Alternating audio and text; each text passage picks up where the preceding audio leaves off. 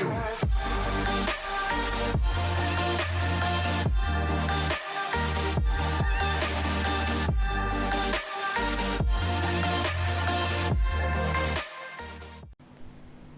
memulai video ini, ada baiknya kalian cuci tangan terlebih dahulu ya.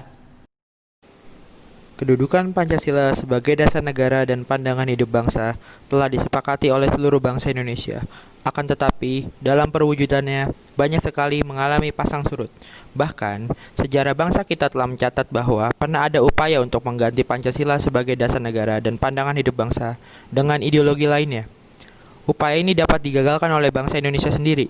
Meskipun demikian, tidak berarti ancaman terhadap Pancasila sebagai dasar negara sudah berakhir. Tantangan masa kini dan masa depan yang terjadi dalam perkembangan masyarakat Indonesia dan dunia internasional dapat menjadi ancaman bagi nilai-nilai Pancasila sebagai dasar negara dan pandangan hidup. Untuk semakin memperkuat pemahaman kalian, berikut ini dipaparkan materi uraian yang berkaitan dengan perkembangan penerapan Pancasila sebagai dasar negara dan pandangan hidup bangsa semenjak awal kemerdekaan sampai dengan sekarang.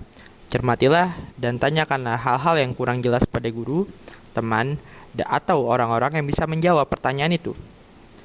Perwujudan nilai-nilai Pancasila sebagai dasar negara telah dilaksanakan sejak awal kemerdekaan, Orde Lama, Orde Baru, dan masa reformasi sampai sekarang.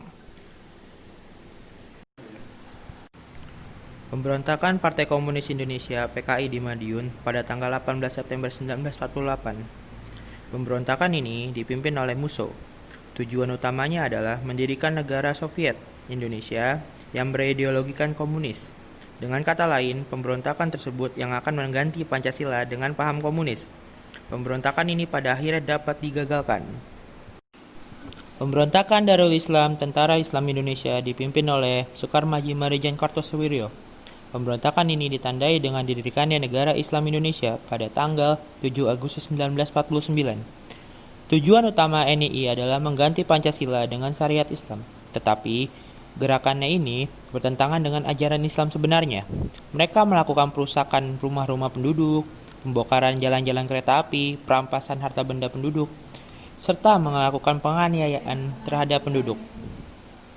Upaya perampasan pemberontakan ini memakan waktu yang cukup lama. Kartosoewiryo bersama pengikutnya baru bisa ditangkap pada tanggal 4 Juni 1962. Pemberontakan Republik Maluku Selatan, RMS. Republik Maluku Selatan merupakan sebuah gerakan separatisme yang dipimpin oleh Christian Robert Stephen Somokel.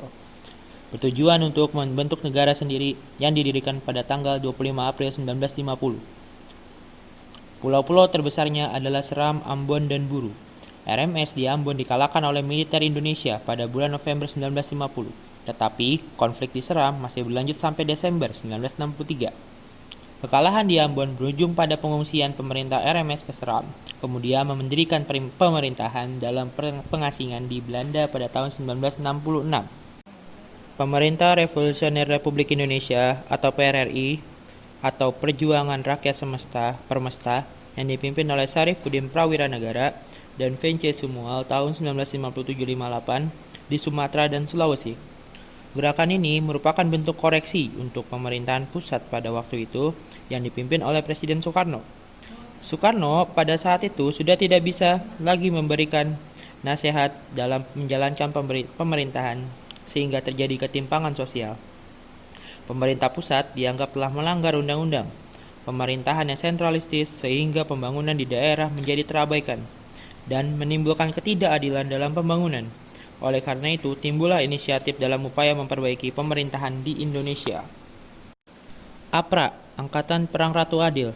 Angkatan Perang Ratu Adil merupakan milisi yang didirikan oleh Kapten KNIL Raymond Westerling pada tanggal 15 Januari 1949. Westerling memandang dirinya sebagai sang Ratu Adil yang diramalkan akan membebaskan rakyat Indonesia dari tirani.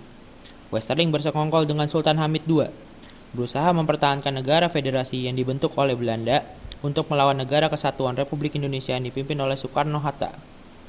APRA telah melakukan serangan kudeta terhadap pemerintah Republik Indonesia pada tanggal 23 Januari 1950 dan berhasil menduduki wilayah Bandung serta berhasil menewaskan beberapa tokoh bangsa, di antaranya Menteri Pertahanan Sultan Hamengkubuwono IX, dan Sekretaris Jenderal Ali Budiarjo.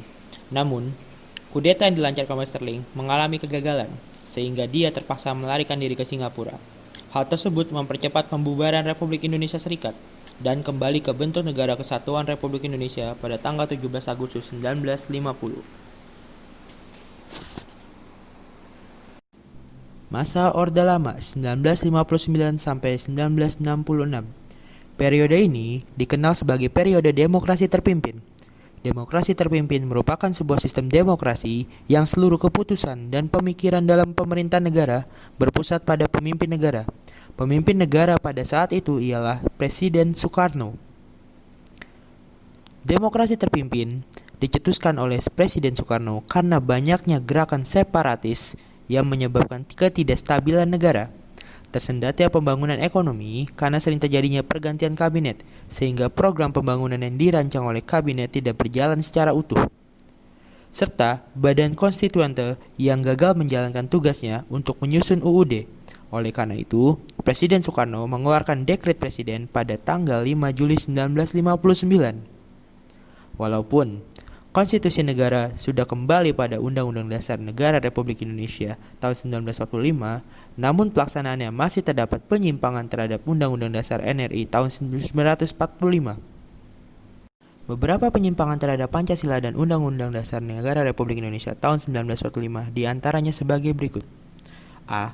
Presiden Soekarno ditetapkan sebagai Presiden seumur hidup berdasarkan TAP MPRS nomor XX tahun 1963 yang menyebabkan kekuasaan presiden semakin besar dan tidak terbatas. B.